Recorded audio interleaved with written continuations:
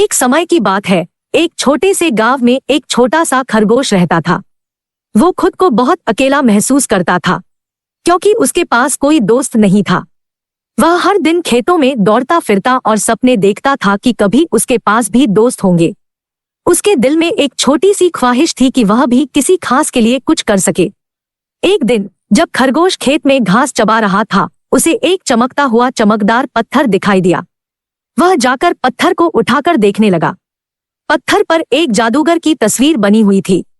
खरगोश के मन में खुशी की लहर उठी, क्योंकि उसने सुना था कि जादूगर अपने जादू से कुछ भी कर सकते हैं। वह सोचने लगा कि अब उसके पास मौका है कि अब वह अपनी ख्वाहिश पूरी कर सकता है। खरगोश ने पत्थर से बात की, आप किस प्रकार के जादू कर सकते हैं? पत्थर ने हल्के से हंसते हुए कहा, मैं तुम्हें वो सब कुछ दे सकता हूँ जो तुम चाहते हो, लेकिन एक शर्त पर। खरगोश ने अच्छे से सोचा और पूछा, कौन सी शर्त है?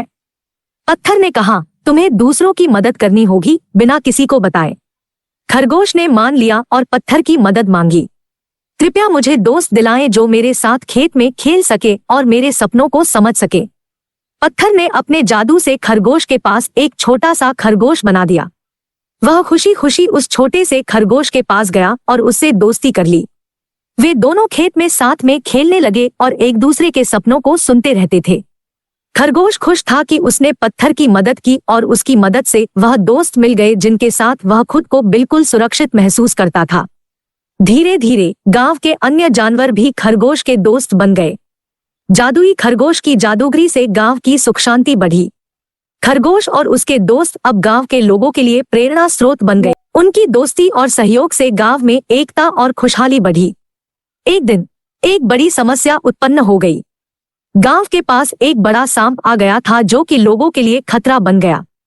लोग डर के मारे घरों में बंद हो गए और किसानों ने खेतों में काम करना बंद कर दिया। खरगोश और उसके दोस्तों ने इस समस्या का समाधान ढूंढने का निश्चय किया। वे सोचने लगे कि कैसे उस सांप को गांव से दूर कर सकते हैं। खरगोश का एक दोस्त आया और उसने बताया कि जादूगर पत्थर की मदद से यह समस्या हल हो सकती है। खरगोश ने जादूगर पत्थर को ढूंढ निकाला और उसकी मदद मांगी।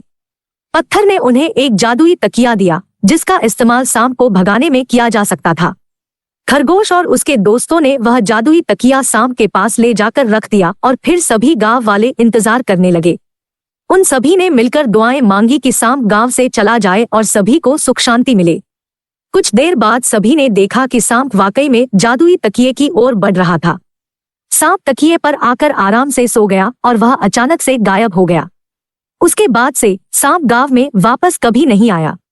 इस तरह खरगोश और उसके दोस्तों ने मिलकर गांव की समस्या का समाधान निकाला और उनकी मेहनत और साझा सहयोग से गांव को खुशहाली मिली।